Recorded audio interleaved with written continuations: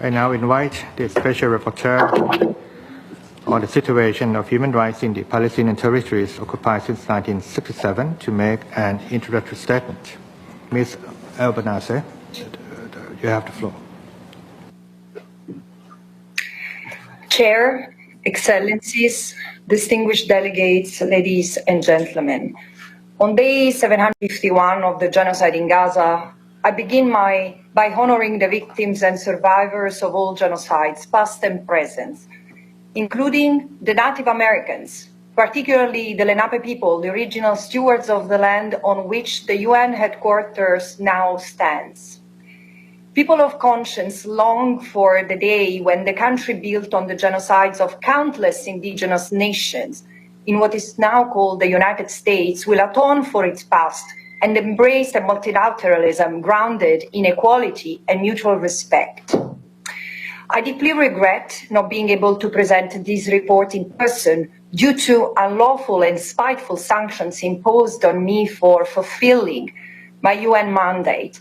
And thank you for those who have expressed solidarity to my persona and mandate. But this assembly should have already confronted this dangerous precedent.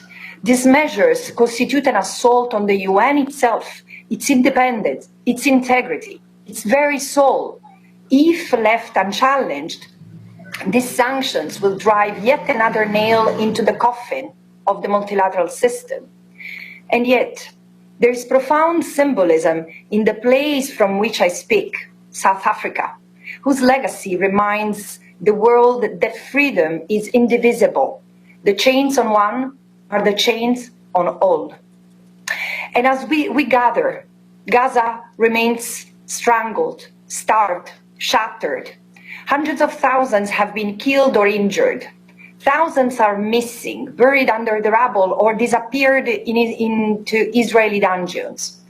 And as the dust settles and the fire continues, survivors search for the remains of loved ones, while bodies long withheld by the Israeli army are returned bearing signs of torture and desecration, many in a state that makes them impossible to identify.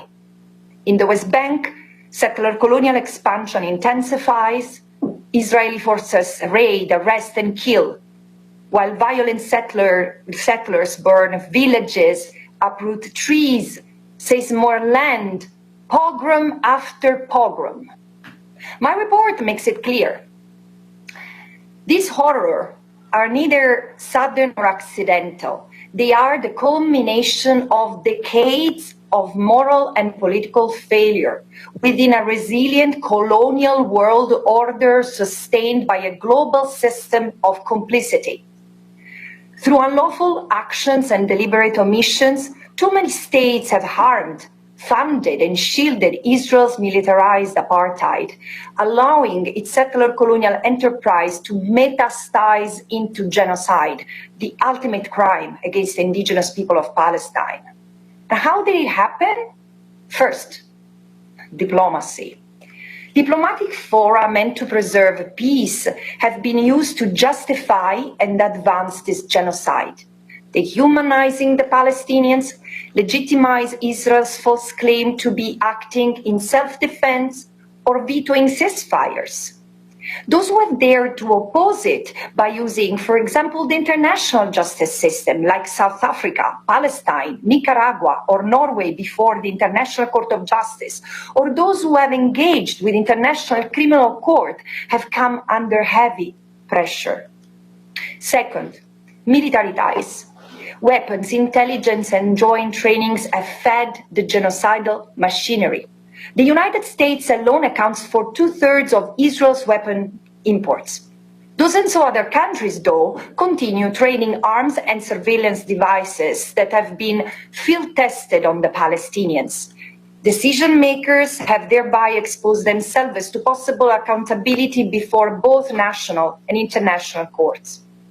Third, trade. Over 2 years, Israel's exports soared to $474 billion, fueling its war economy. And despite 2 years of genocide, the European Union quick to sanction Russia over Ukraine, remains Israel's main trade partner, including in dual-use goods deployable for military purposes. This trade and all related military agreements must be immediately suspended. And last but not least, the weaponization of aid. The unlawful Gaza blockade has gone largely unchallenged by states. And while attacks on UNRWA, the backbone of the UN humanitarian response in the region and in Gaza in particular, have been tolerated or repeated, the so-called Gaza Humanitarian Foundation has turned aid distribution into killing fields for starving civilians. While this has been dismantled now, this gruesome enterprise and those behind it must be held accountable. Excellencies and delegates, international law is clear. No state may aid or assist another committing international crimes. This is neither charity nor a matter of choice. It is binding upon you. It's a binding obligation, and violating it risks complicity.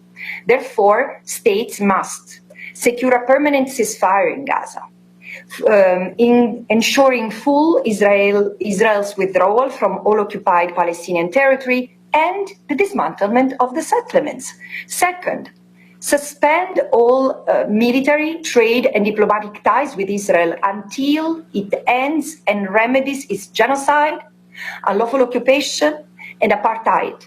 And third, investigate and, where warranted, prosecute those potentially involved in these crimes, including those who served in the Israeli army during and profiteered from the genocide. This is how we begin to honor the memory of those killed. And if the Security Council is paralyzed, this assembly must act under Uniting for Peace with greater resolve than ever before. And this is how we also honor the dignity of those who survived. This is how we give full meaning to this august institution that has just turned 80. From the ruins of Gaza and from the hope of South Africa, through the resilience of Palestine, may a new multilateralism rise. Not a facade, but a living framework of rights and dignity. Not for the few, not of the few, but for the many. Thank you.